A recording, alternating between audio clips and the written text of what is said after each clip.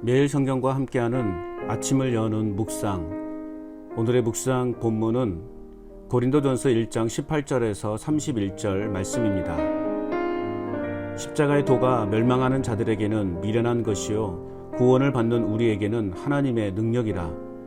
기록된 바 내가 지혜 있는 자들의 지혜를 멸하고 총명한 자들의 총명을 폐하리라 하였으니, 지혜 있는 자가 어디 있느냐, 선비가 어디 있느냐, 이 세대의 변론가가 어디 있느냐. 하나님께서 이 세상의 지혜를 미련하게 하신 것이 아니냐. 하나님의 지혜에 있어서는 이 세상이 자기의 지혜로 하나님을 알지 못하므로 하나님께서 전도에 미련한 것으로 믿는 자들을 구원하시기를 기뻐하셨도다. 유대인은 표적을 구하고 헬라인은 지혜를 찾으나 우리는 십자가에 못 박힌 그리스도를 전하니, 유대인에게는 거리끼는 것이요 이방인에게는 미련한 것이로되 오직 부르심을 받은 자들에게는 유대인이나 헬라인이나 그리스도는 하나님의 능력이요 하나님의 지혜니라. 하나님의 어리석음이 사람보다 지혜롭고 하나님의 약하심이 사람보다 강하니라. 형제들아, 너희를 부르심을 보라.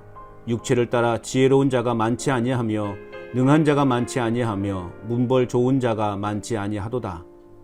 그러나 하나님께서 세상에 미련한 것들을 택하사 지혜 있는 자들을 부끄럽게 하려 하시고, 세상에 약한 것들을 택하사 강한 것들을 부끄럽게 하려 하시며, 하나님께서 세상에 천한 것들과 멸시받는 것들과 없는 것들을 택하사 있는 것들을 폐하려 하시나니, 이는 아무 육체도 하나님 앞에서 자랑하지 못하게 하려 하심이라.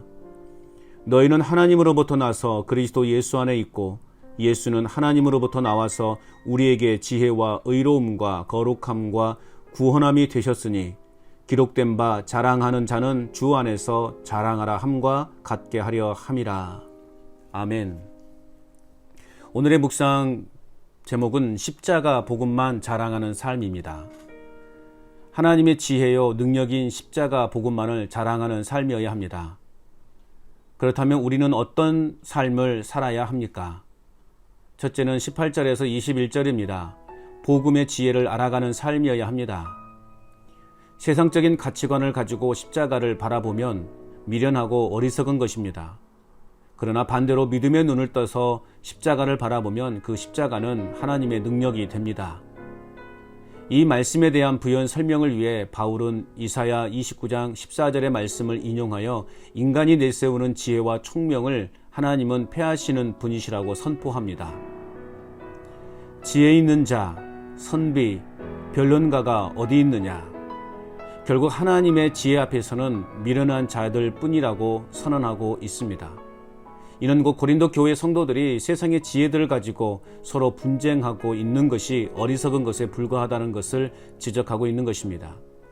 그렇기 때문에 세상이 가지고 있는 지혜로 하나님을 알지 못하기 때문에 하나님은 전도에 미련한 것으로 믿는 사람들을 구원하시기를 기뻐하신 것이라고 말하고 있습니다. 십자가 복음 안에는 세상 사람들이 이해하지 못하는 참된 부요함과 구원에 이르게 하는 지혜와 지식의 보화가 감추어져 있습니다. 또한 험한 세대를 잘 살아가도록 하는 하나님의 능력도 감추어져 있습니다.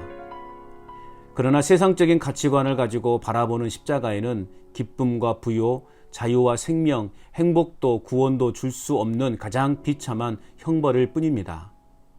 그렇기 때문에 하나님을 알게 하고 구원에 이르게 하는 십자가의 복음을 알아가기 위해 말씀을 묵상하고 배우는 일에 열심을 가져야 합니다. 인간은 아무리 많이 배우고 노력을 해도 자기라고 하는 한계를 벗어나지 못합니다. 즉 자기 스스로 벽을 깨고 밖으로 나올 수 없다는 의미입니다. 하나님에 대해서는 더더욱 그렇습니다. 그러므로 누군가가 가르쳐 주거나 알려주지 않으면 영영 하나님을 알지도 깨닫지도 못합니다. 십자가 복음을 먼저 깨달은 내 자신이 그들에게 답답하고 미련하게 보이는 전도를 통해 십자가의 복음을 가르치고 전하는 삶을 살아가야 하겠습니다. 복음의 지혜를 더더욱 알아감으로 십자가 복음만을 자랑하는 삶이기를 소원합니다. 또한 우리는 어떠한 삶을 살아야 합니까? 두 번째는 22절에서 25절입니다. 복음의 능력을 전파하는 삶이어야 합니다. 유대인들은 표적을 구합니다. 그들은 예수님의 공생의 기간에도 끊임없이 표적을 구했습니다. 그러나 예수님이 행하신 수많은 이적을 보고도 그들은 그 의미들을 깨닫지 못했습니다. 또한 헬라인은 끊임없이 지혜를 추구하며 새로운 지식에 관심을 가졌습니다. 그러나 그리스도인들은 십자가에 못 박힌 그리스도를 전합니다. 정치적 메시아를 학수고대했던 유대인들에게는 십자가는 걸림돌에 불과합니다. 메시아라고 주장하는 자가 십자가에 못 박혔다라고 하는 주장에 대해 지혜를 숭상하는 헬라인들에게는 미련한 것에 불과했습니다. 그러나 바울은 오직 부르심을 받은 자들에게는 십자가에 못 박힌 그리스도가 하나님의 능력이요 하나님의 지혜라고 당당하게 선포하고 있습니다. 그러면서 하나님의 어리석음이 사람보다 지혜롭고 하나님의 약하심이 사람보다 강하다라고 바울은 역설합니다. 몇몇 기독교 모임에서 코로나 확진자가 발생하면서 세상과 언론은 마치 이때다 싶어 교회라는 것을 강조하여 사람들로 하여금 부정적인 시각과 혐오감을 갖도록 연일 떠들어대고 있습니다. 개척교회라는 말을 왜 그리 강조하는지 개척교회 사역을 하고 있는 목사로서 답답함을 갖게 됩니다. 그럼에도 불구하고 복음만이 구원을 베푸시는 하나님의 능력이요 지혜임을 부인할 수 없습니다.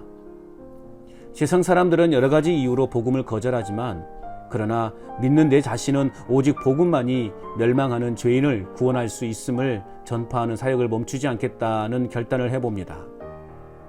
광장에서 드리는 버스킹 예배를 멈추지 않아야 하는 이유 또한 여기에 있습니다. 지난주는 환자복을 입으신 중년 남자분께서 5만 원을 헌금으로 주시고 가셨습니다. 또 나이 지긋한 어르신께서 필요를 회복하는 음료를 사다 주고 가셨습니다. 겉으로는 표현하지 않지만 찬양의 멜로디와 가사를 통해 은혜를 받고 있는 이들이 있음이 그저 감사할 뿐입니다. 저의 역할은 철저하게 광장에 복음의 씨앗을 찬양을 통해 뿌리는 역할에 불과합니다.